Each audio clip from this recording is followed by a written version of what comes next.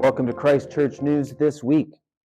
It wasn't that many Sundays ago that I kind of had some fun with our kids during the children's message. I asked them if I left today, but came back 5 minutes later, would you still remember me? Of course, they said yes.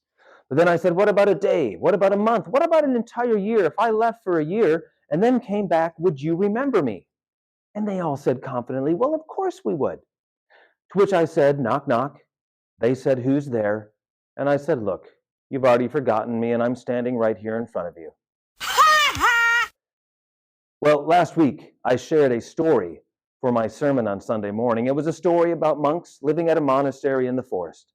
It was a story about how the monks had lost their joy and their love and their kindness, not only for one another, but for the visitors who would come to visit the monastery as well.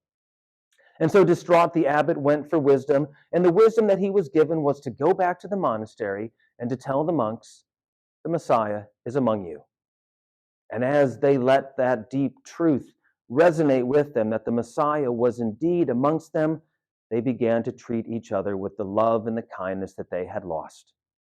And so it was at the end of the story that the monks shared with somebody in desperate need of advice to go forth and to treat every encounter that you have as the second coming of Jesus in disguise.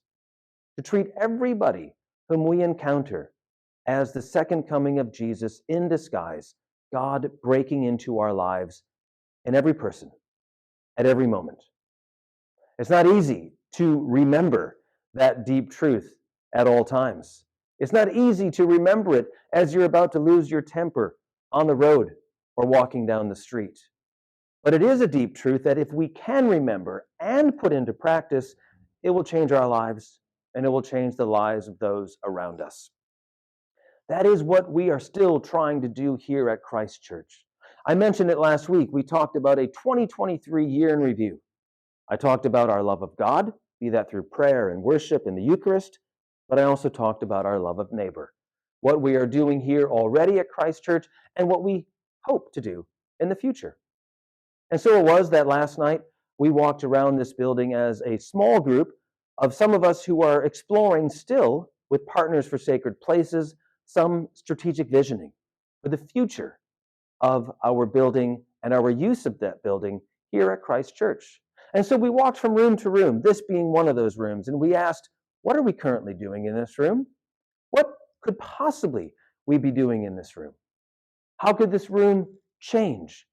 And in so changing it, how could the use of it change? And how could our love of one another change as well? We continue down this path, and we will always be doing so. How can we be a better asset to our community? Which means, how can we love our neighbor even more? That great commandment that God gives us to, of course, love God, but to love our neighbor as ourselves. It's not always easy to remember that as we walk down the street, as we drive in our car, as we interact with people as they come. But hopefully we can underline that in our lives, to treat each encounter that we have as the second coming of Jesus in disguise.